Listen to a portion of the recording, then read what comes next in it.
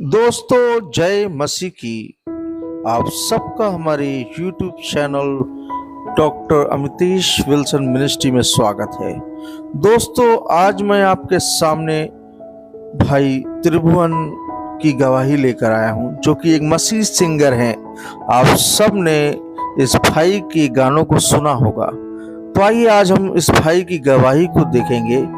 उससे पहले यदि आप इन्हें जानते हैं तो भी कमेंट बॉक्स में अपनी राय रखें, और यदि आप नए व्यक्ति हैं, नहीं जानते हैं, तो भी अपनी बात को जरूर रखें। इनका नाम भाई मार्क त्रिभुवन है, जो कि मसीही गायक हैं, और प्रभु ने इनके जीवन में अद्भुत गवाही दी है। प्रभु ने इनकी गवाही को वाकई दूसरों के लिए आशीष का कारण बनाया है। जब मैंने इस भाई की गवाही को सुना तो वास्तव में इस भाई की गवाही और मेरी गवाही दोनों सेम निकली। तो आइए इस गवाही को शुरू करते हैं। सुने और प्रभु की महिमा करें। जय मसीह की।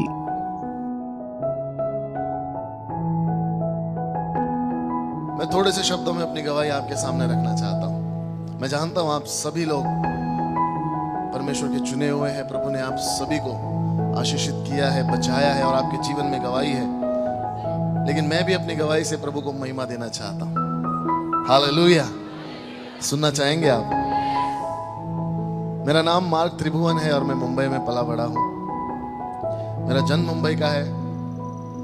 मेरे मम्मी पापा मसीह परिवार से आते हैं और मेरा जन्म ही मसीह परिवार में हुआ।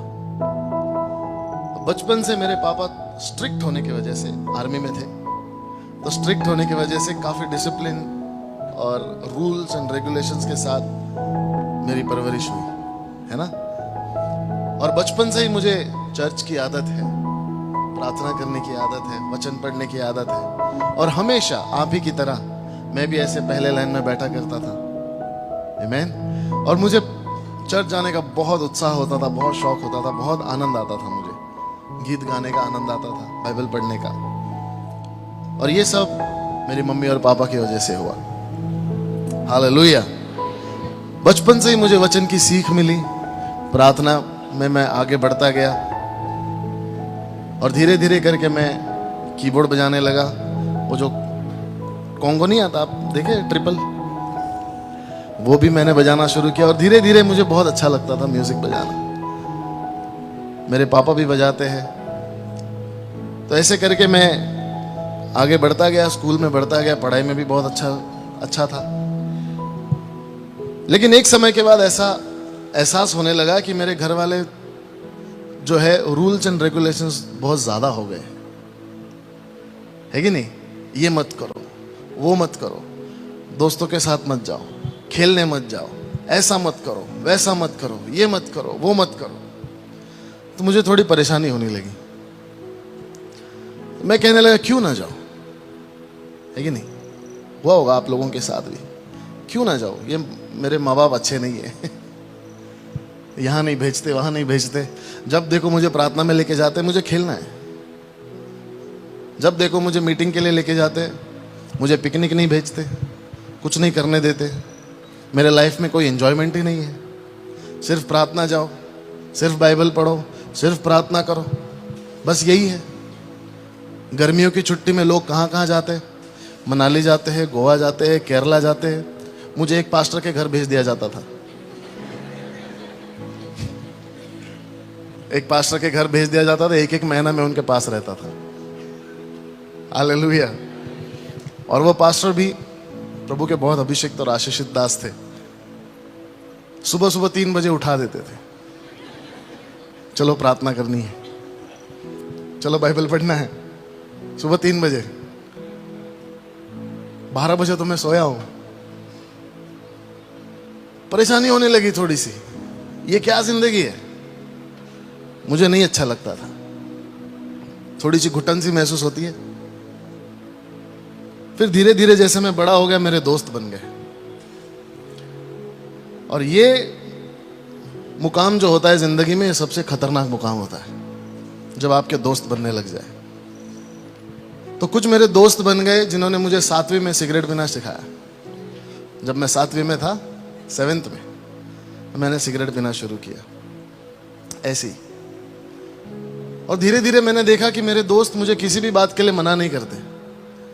घर पे सारी चीजों के लिए मना करते, दोस्त कभी नहीं मना करते। कितने अच्छे हैं,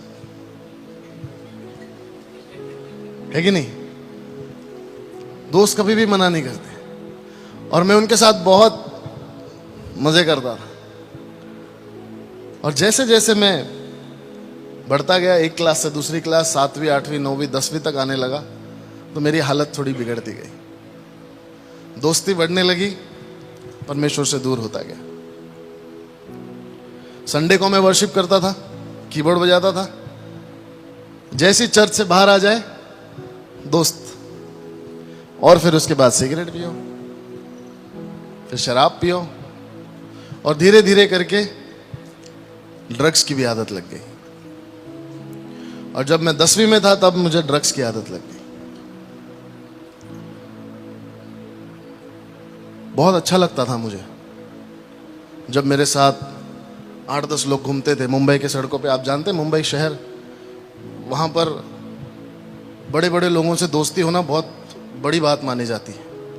और मेरे दोस्त भी होते थे सारे गुंडे और लफंगे, जिनके साथ रहकर मुझे ऐसा लगता था कि ये मुझे किसी भी हालात से बचा लेंगे, मुझे छुड़ा लेंगे, मेरे लिए लड़ लेंगे ये लोग, है कि नहीं? एक होता है कि ये मेरे साथ है, ये भाई मेरे साथ है। मुंबई में भाई लोग होते हैं, यहाँ पर पता नहीं, मुंबई के भाई लोग होते हैं। ये मेरे साथ है, ये मुझे बचा लेगा, मुझे कुछ नहीं होगा। जब भी मेरी किसी से लड़ाई होगी ये सब मेरे साथ खड़े होंगे।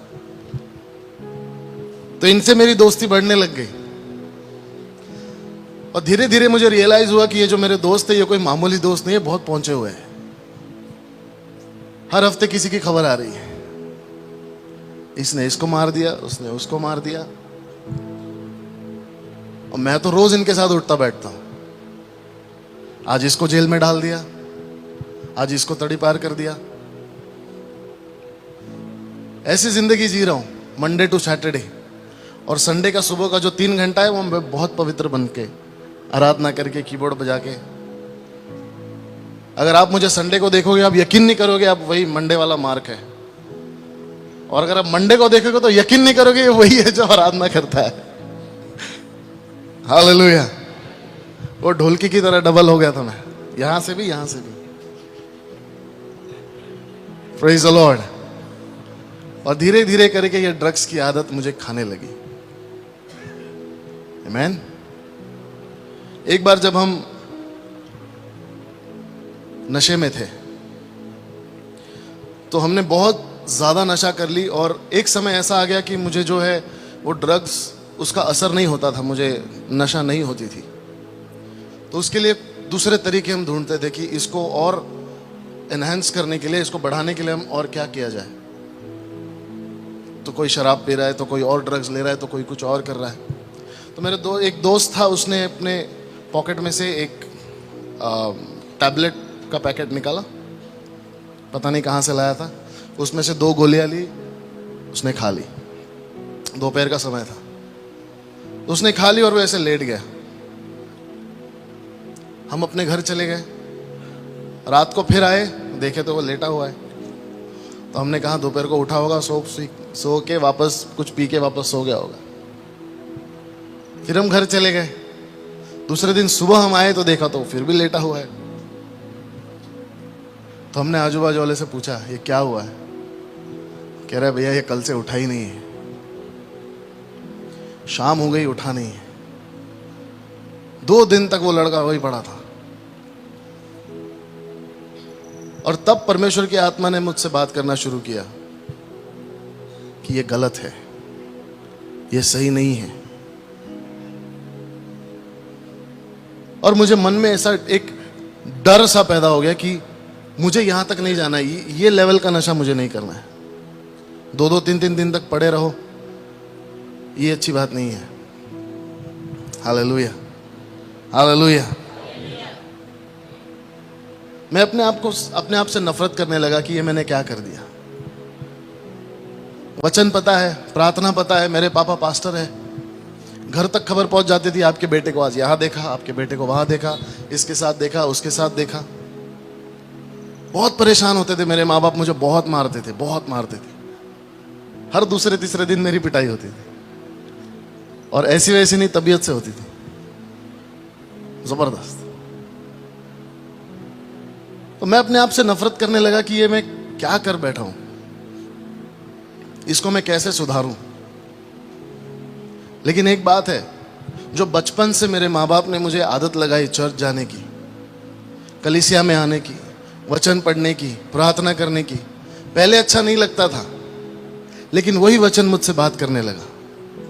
वही वचन पवित्र आत्मा मुझे याद दिलाने लगा। वही वचन ने मुझे बताया कि जो तू कर रहा है वो गलत कर रहा है। हालेलुया। प्रभु की आराधना करता था, कीबोर्ड बजाता था, लेकिन फिर दुनिया के मार्गों में, फिर दोस्तों के पास, फिर सारी गलत चीजों में मुझे रियलाइज हुआ कि मैं जो कर रहा हूं ये बहुत गलत है। आप लोगों को भी होता है कभी कभी, जब आप गलती कर देते हैं तो हमको रियलाइज होता है कि हमने जो किया वो गलत किया, और वो पवित्र आत्मा होता है। पवित्र आत्मा हमें बताता है कि आप जो कर रहे हैं वो गलत कर रहे हैं, और वही पवित्र आत्मा ने मेरे जीवन में काम करना शुरू किया। मैंने कहा प्रभु मुझे बदलना है, मैं सुधरना चाहता हूं। और उस समय मैंने निर्णय लिया, और 3 महीने तक मैं घर से बाहर नहीं निकला। मैं 3 महीने तक अपने घर में बैठा करता था, और 3 महीने में मेरे दोस्त छूट गए। और उस 3 महीने में मुझे पता चला कि मैं कोई एडिक्ट नहीं हूं किसी चीज का। शैतान ने मेरे मन को ऐसे प्रोग्राम कर दिया था कि तुझे जरूरत है, तुझे ड्रग्स चाहिए, तुझे ये चाहिए, तुझे वो चाहिए। लेकिन पवित्र आत्मा की सामर्थ्य ने मुझे संभाला, और मैं जान गया कि मैं एडिक्ट नहीं हूं। मेरे दोस्त और मेरे नशे आराम से छूट गए। हालेलुया। बहुत आसानी से छूट गए।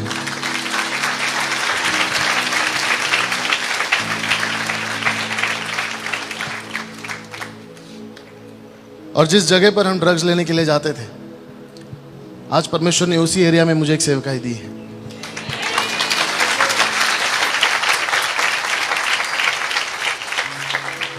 छोटे छोटे बच्चे हैं वहां पर ड्रग्स बेचते हैं, छोटे छोटे बच्चे हैं, और उन बच्चों के बीच प्रभु का कार्य अद्भुत रीति से हो रहा है। हालेलुया। और हमारा विश्वास है कि आने वाली पीढ़ी जो है ये ड्रग्स फ्री पीढ़ी होने वाली है। आमीन। ये मेरा विश्वास है। उस समय 3 महीने में परमेश्वर ने अद्भुत रीति से मेरा इस्तेमाल किया, और 3 महीने तक मैं कुछ भी नहीं करता था। मैं सिर्फ अपना कीबोर्ड और मैं दिन के 8-8, 10-10, 9-9 घंटे कीबोर्ड बजाता था, कभी कभी 12 घंटे, 14 घंटे बस कीबोर्ड बजाता था, सिर्फ इसी रीजन से कि मुझे बाहर नहीं जाना है, मुझे दोस्तों से नहीं मिलना है। और उस समय मैंने कहा प्रभु मैं अपना जीवन तुझे देना चाहता हूं। कीबोर्ड मैंने अपने आप से सीख लिया, गाना भी गाना मैंने अपने आप से सीख लिया, जो भी था थोड़ा मोटा बजा लेता हूँ, गा लेता हूँ, और ये प्रभु ने मुझे सिखाया। और उस समय जब मैं आराधना कर रहा था, जब मैं प्रैक्टिस कर रहा था, तब प्रभु ने मुझे एक गीत दिया कि यीशु तेरे करीब आने से जिंदगी मेरी बदल गई।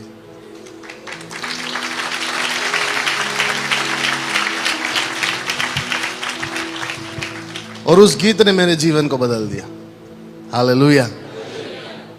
उस गीत के जरिए मैंने परमेश्वर की महिमा की, प्रभु को आदर दिया, और एक ही गीत मैंने लिखा था, हमारी टीम ने मिलकर उसको बनाया, उसको लिखा। और उसके बाद 3 साल तक मैंने इस गीत को कहीं नहीं गाया। 3 years, 3 साल तक ये गीत मेरे पास ही था, क्योंकि ये मेरा पर्सनल टेस्टमनी है, मेरी पर्सनल वर्शिप है परमेश्वर के लिए। 3 साल तक ऐसे किसी अगर चर्च में चला गया तो मैं गा देता था। हमारे चर्च में गाता था, छोटे मोटे जो घर की कलीसिया होती है वहाँ गाता था। तो किसी ने सुना और कहा कि आपको इसको रिकॉर्ड करना चाहिए। मैंने कहा मेरे पास पैसे नहीं है, इसको बनाने में काफ़ी खर्चा आता है। और उन ज़माने में एक सीडी आती थी, सीडी पता है आपको? एक सीडी आती थी ना, सीडी गानों की, आप लोगों ने घर में चलाई होगी, कार में चलाई होगी। तो उस सीडी में 7-8 गाने होते थे। अरे मेरा एक ही गाना है, मैं एक गाने के लिए क्या सीडी बनाऊंगा, कहाँ से सीडी बनाऊंगा? लेकिन प्रभु की आत्मा की गाइडेंस के हिसाब से हम आगे चले। प्रभु ने हमें बताया क्या करना है, कैसे करना है, और इसका हमने वीडियो बनाने का सोचा। और जब वीडियो बनाया, शुरू हमने ज़ीरो से किया। मेरे पास 5,000 रुपये थे, उससे हमने शुरू किया, और चलते चलते 1 लाख रुपए तक हमने सिर्फ एक गाने के पीछे खर्चा कर दिया। 1 लाख रुपए, ये तकरीबन 6-7 साल पहले की बात है। तब शायद हम तभी मिले थे मेरे ख्याल, उसी दौरान 1 लाख रुपए तक मैंने खर्चा कर दिया। और जब गाना ख़त्म हो गया, पूरा बन गया, तो मुझे लगा कि मैंने बहुत बड़ी गलती कर दी, इतना पैसा मेरा चला गया। क्योंकि 1 लाख में तब पूरा एल्बम बन जाता था 6-6, 7-7 गाने का। जब मैंने ख़त्म किया तो मुझे लगा बहुत बड़ी गलती कर दी, ये मैंने नहीं करना चाहिए था। तो मैं थोड़ा निराश था, थोड़ा अपसेट था। फिर भी हमने उसको यूट्यूब पर डाला। 15 अगस्त के दिन हमने उसको रिलीज़ किया, और जब रिलीज़ किया तो पहले ही दिन 24 घंटे के अंदर उसके 25,000 व्यूज़ हो गए। 25,000 व्यूज़ इन 1 डे। 25,000 लोगों ने उसको देखा, तो मुझे थोड़ी तसल्ली मिली। और 2 महीने तक, 2-2.5 महीने तक ये सिलसिला चलता रहा। 25,000, 15,000, 20,000 लोग रोज उस गीत को देखते थे, रोज उसको सुनते थे। और धीरे धीरे ऐसा हुआ कि मुझे मैसेजेस आने लगे, कमेंट्स आने लगे। आप देखते ना, यूट्यूब पर कमेंट आते हैं, फेसबुक पर मैसेज आते हैं। तो एक रात को मैं जब मैसेजेस स्क्रॉल कर रहा था, तो उसमें मैंने एक नाम देखा जो मसीही नाम नहीं था। मैंने उस मैसेज को ओपन किया तो उसमें लिखा हुआ था, brother thank you for the song, very blessed, God bless you. मैंने उसको थैंक यू रिप्लाई करके मैं सो गया। दूसरी सुबह, अगली सुबह जब मैं उठा तो मैंने देखा कि उसी सिस्टर ने, उसी बहन ने लंबे मैसेजेस मुझे भेजे हुए हैं। और उस मैसेज को पढ़कर, सुनकर मैं हैरान रह गया। उसमें लिखा हुआ था कि ब्रदर मैं यूएई से हूं, अरब कंट्री से हूं, और मेरा जीवन खत्म हो गया था। मैं अपना जीवन खत्म करना चाहती थी।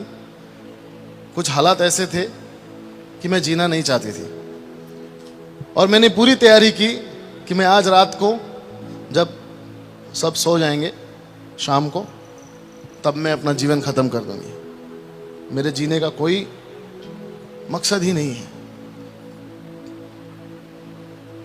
उसने कहा कि जब मैं शाम की तैयारी कर चुकी थी, ऑलरेडी सारी तैयारी उसने कर ली, दोपहर को उसकी बड़ी बहन ने उसको ये फोन में उससे कहा कि ये नया सॉन्ग आया तो इसको सुन। कुछ ही घंटों पहले की बात है। वो नया सॉन्ग उसने ईयरफोन्स डाला, और जब उसने सुना तो उसके आंखों से आंसू आने लगे।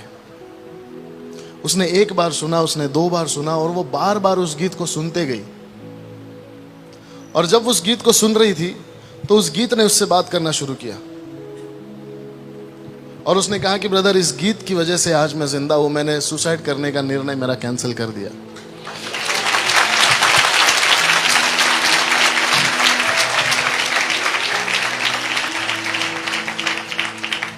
वो मैसेजेस आज भी मेरे पास है। और उसने कहा कि मैं अपना जीवन प्रभु को दूंगी, मैं अपने जीवन का अंत नहीं करूंगी, मैं जीवन प्रभु को दूंगी। उस समय मैंने प्रभु के पास जाकर मैंने क्षमा मांगी कि प्रभु मैं कुड़कुड़ाया, मैं अपसेट हो गया, मैं निराश हो गया कि मैंने इतने सारे पैसे गंवा दिए। लेकिन प्रभु अगर इस गीत की वजह से एक आत्मा भी तेरे पास आता है तो ये मेरे लिए बहुत आनंद की बात है।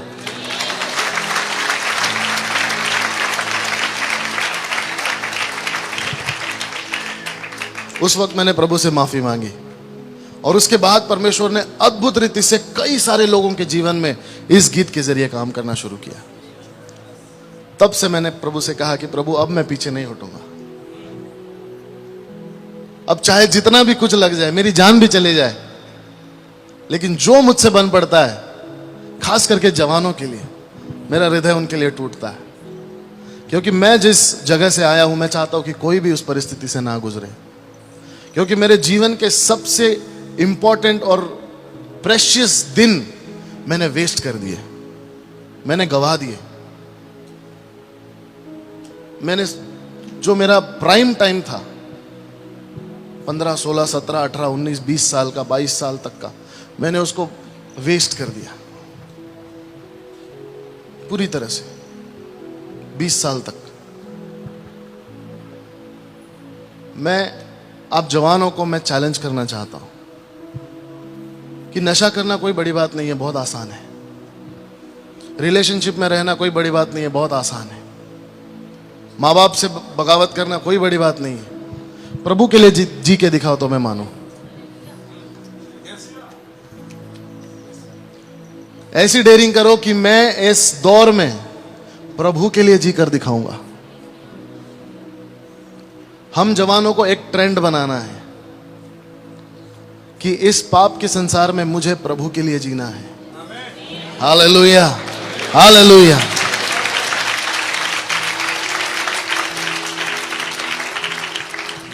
देखिए परमेश्वर कैसे अद्भुत रीति से आपका इस्तेमाल करेगा, बहुत अद्भुत रीति से आपका इस्तेमाल करेगा। Hallelujah, hallelujah.